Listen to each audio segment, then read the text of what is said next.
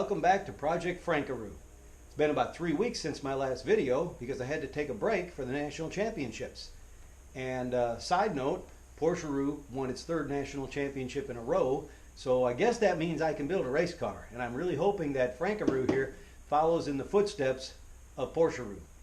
So since you've been gone, a lot has changed. There used to be an engine here. This was all filled up and looked like I was doing pretty well.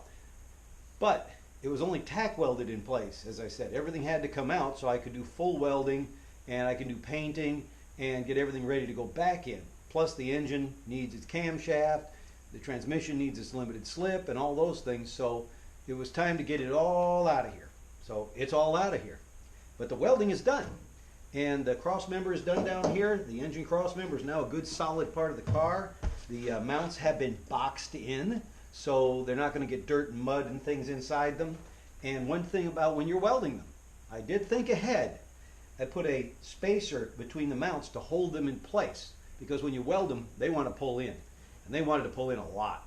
So by putting the spacer in there, I held them in position. And then when I put the side plates on and boxed it in, that locked it in position. If you don't do that, chances are these are going to narrow up, and when you go to put your motor back, you are going to be so mad at yourself, because you're either going to have to pry them back apart, cut them, re-weld them, or narrow up the motor mounts, none of which are really good. Bad ideas. So that can't happen. So this is now done and welded. The cross member for the engine, or I should say transmission and steering, is right here. And yes, I did rattle can this.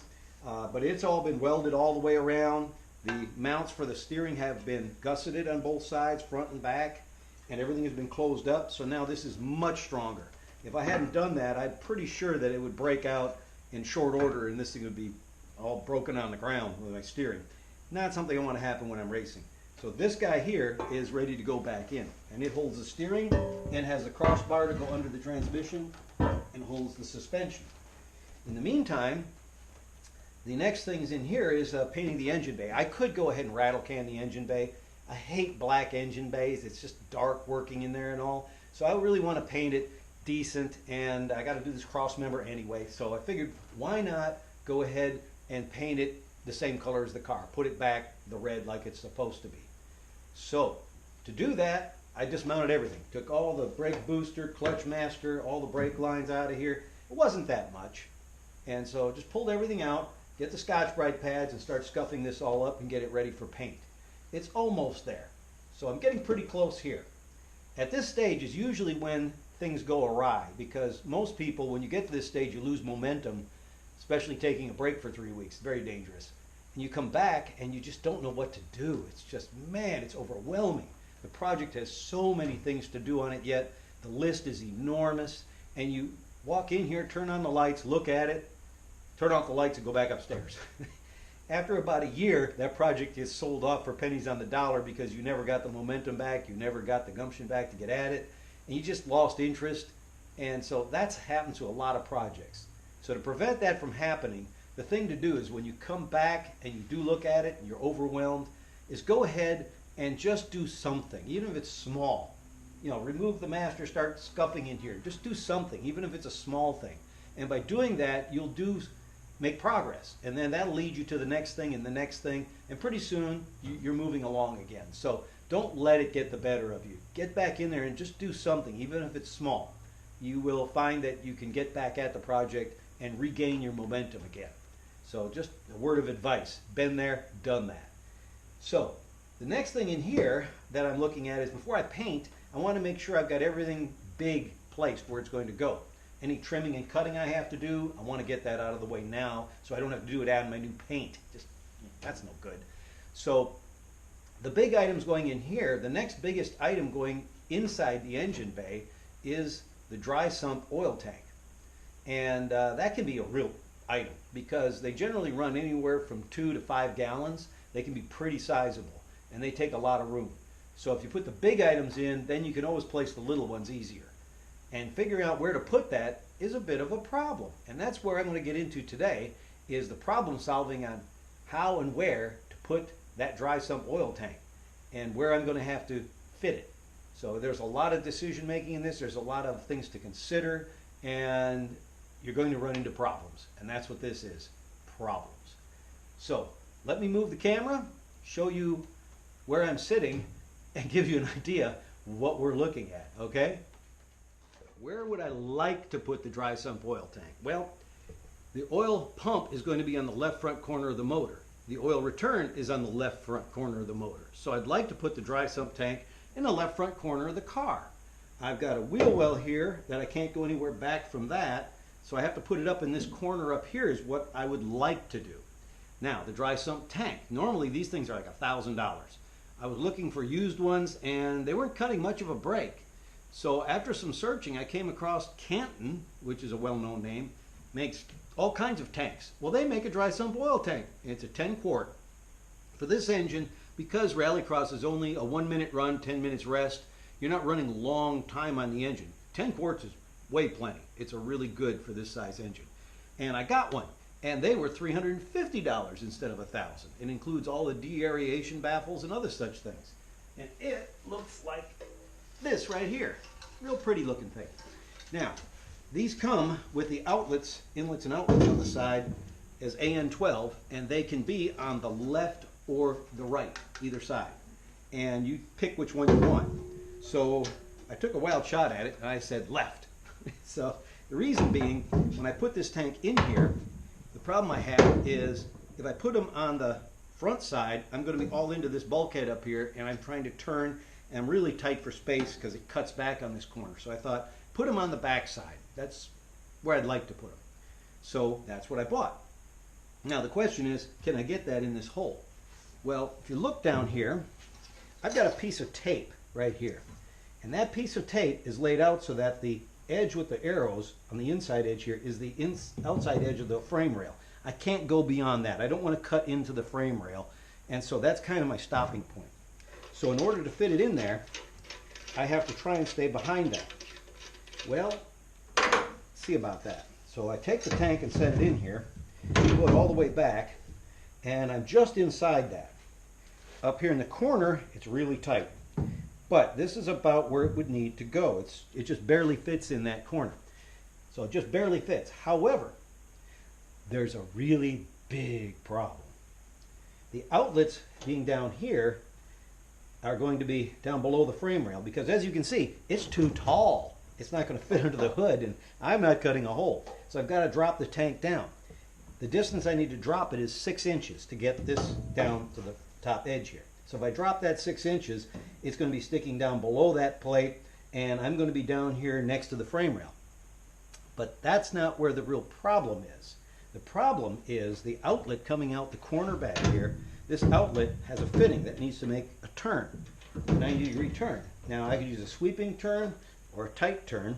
And I went with the tight here just to figure things out, how much it would stick out. And it sticks out about 3 inches. And so a sweeping turn is about 3 1/4. So this is my turn coming out of there to return back to the engine and suck up the oil. The return side comes here into the tank. But that's the side that goes to the pump. So that's going to stick out the back of this tank like that. And the big issue is there's a tire down here. And that tire down there is going to get in my way. Because if I look down through here, I can see the tire, but when I turn far right, that moves forward into my area. And it comes in right behind, right about straight down from where this back edge of this hole is. These holes were cut by the previous owner for tubes that he used for the intercooler. So those were the intercooler tubes. He just whacked some holes in here. So kind of ugly. I'd like to clean them up. But right now, if I make them bigger, it doesn't matter. The problem here is that I'm looking at this and I'm looking at the tire directly below it. I've compressed the suspension down, removed the coil spring, and put my strut back in so I could see this. Well, the trouble there is that I'm out of room. And this is a small diameter tire. This is a 23 inch diameter tire. The ones that I looked at, other tires that I can get for this car, are more like 26 for a 15 inch. And so I'm looking at even another 1.5 inches larger tire than this. From here to the front, I've got about 9 inches. I have my measuring tape here. So from where it'd have to fit in there, I've got about 9 inches to the front edge up here. And the tank is 8. And I need 3 more for that fitting. That's 11. I'm 2 inches shy and I haven't even put the bigger tires on. So I'd have to shove it forward further. To do that, I have to cut all this corner piece out of here that holds the headlight and the fender and all. I'm not against whacking out sheet metal, but I don't really want to. That's a real problem. I'm getting into a lot of other pieces down below here that I don't want to do. So there's a real issue putting the tank here when I drop it down, is that I'm going to hit that tire with that fitting, and that's not going to work. You have to leave room for bump and everything else. So the trouble is, the tank isn't going to fit where I'd like it to fit. So what are my options? Well, the next option I had was to take the tank and turn it this way. By turning it this way, I put the fitting towards the engine. Now, the fitting is towards the engine. It's not hanging out the back, so I've narrowed the tank up. Would have to cut some here on the outer edge, put it down in here, and then have to whack off this tab down here because it would be hitting the frame rail. And I'm already into the frame rail as it is. So if I pull it back, I can't really clear the frame rail very much at all. I'm into the frame rail by about 1 inch, even after I take the tabs and everything out of consideration. So I could cut the frame rail and notch it, plate it, and put this in. But again, I'm cutting into the frame rail. It's a real pain, and it's not an ideal solution. So I'm not loving that a lot either. So I've got another issue. It's like, well, it won't fit this way. It won't fit that way. One of the things about putting the tank up here in the corner is it's all the way in the nose of the car. So I'm not helping my weight distribution out. That's a downside to it, having it up here. It's nice to have all my hoses real short, and that's what I'd like, but I'm really having to fight it to get it in here. Is it doable? Yeah, sort of, but not nicely. It's going to be a real fight and a lot of cutting and welding back to get things to fit. So I'm a little bit out of options up here in the corner. The question is, where else can I put it? Well, Charles said he'd like me to put it in the back of the car. Well, okay, I could put it in the back of the car, but I'm going to have some really long hoses. That's not the worst issue of it all, though, because the problem I have is I want the exit of the tank to the oil pump inlet to be downhill all the way. If I put it back there and run the hose along the floor of the car, I got to come back up over the engine or the transmission hump or something to get it up here. So now if I come up and then I drop back down to my oil pickup, I have a place for air to sit trapped in that line. And one thing you don't want on your suction line is air. On the return line from the tank, from the pumps, it's easy. It's going to come back in this tank. It's going to be pushing air and oil and all at the same time and deaerating it. But on the suction side, I do not want to have to suck it up over a hump because you're going to get air in there. And it's very dangerous. It's a bad idea. I don't like it. So the question is, where else can I put this tank? Well, after some looking and thinking, I have an idea. Let me take you inside the car. Here I am on the passenger side of the car with my tank. And yes, the car is all full of parts. And don't tell me you haven't done that. When you're working on a project, the parts stay in the car usually so you don't lose them, especially when you have to move the car in and out or something.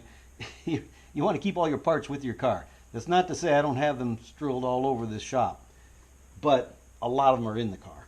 Anyway, so here's my tank. And I'd like to put it somewhere in here on the back side of the firewall. Now you may wonder about having a hot oil tank in the car with you. Most NASCAR cars, you'll notice they're in there, circle track guys. Frankaru, it's just over to my right. The thing about it is there's no pressure on the tank.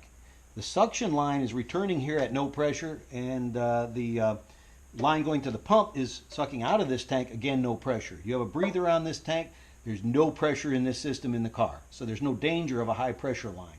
The only high pressure is in the engine. So that's okay. So now this tank, putting it in the car. Well, if I put it over here, way over here on the right, the problem is it's really into the footwell for the passenger. I mean, it's right where their feet want to be. And it's taking up pretty much all of it. Not to mention the bottom of the tank is a little bit low to get out there. I mean, it's doable, but that's not very happy. Anybody getting in the car is going to be wondering where they have to cut off their right foot and put it. So that's not real happy. But there's another spot here that I like. I can put it right here. It looks like it'll fit. And if I put it here in the middle, on top of the tranny hump, fits really nice. And I can bracket it right off of this support right here. There's already mounting holes and strong metal here. I can put a little bracket at the bottom. The outlet of the tank on the other side is right here, and everything from here to the pump is downhill. I can come out through the firewall with a bulkhead connector and go right out there on the left side, down the left frame rail. So that looks pretty good. It does avoid my gas pedal. I can get just to the right of the gas pedal.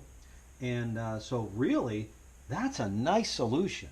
It brings the center of gravity back a little, not all the way to the back of the car, but it's not bad. I think that's a really nice place to put it, and I like it. And so I think I just found its home, and it's not going to go up there. So now I can kind of close things up back there and get ready to paint the engine bay. And that'll put me closer to getting everything back together. As I said, the engine has its new camshaft, lifters, and valve springs, and it's starting to be reassembled. I got the Cusco limited slip for the front differential. I have to pull that apart and put it in. There are plenty of videos online on how to do all that, so I don't need to use mine. Scoggin Dickey has a great one on putting in the camshaft. Believe me, if you're doing an LV1 or LV3, watch the videos. There's a lot of things I learned about these motors, a lot of little quirks and tricks, and they were really helpful. So watching their video even showed me a great deal of the quirks to these motors, and it will help you tremendously not to screw things up. So that is coming back together. Once the transmission is together and the clutch and all that's back together, it all goes back in the car, hopefully permanently. And then I can get working on the serpentine drive system, the fuel system. Oh boy, that big list. You know what I'm talking about. But that looks really good. I'm going to put the oil tank here. I can put a temperature gauge right on the surface of it if I want to, and it's really not in the way of anything. Not going to have an entertainment system or a heater or an air conditioner, so, well, I'll have a heater. It's that right there, because that's going to get warm. And in July, I'll probably regret it. But it's no different than Porscheru.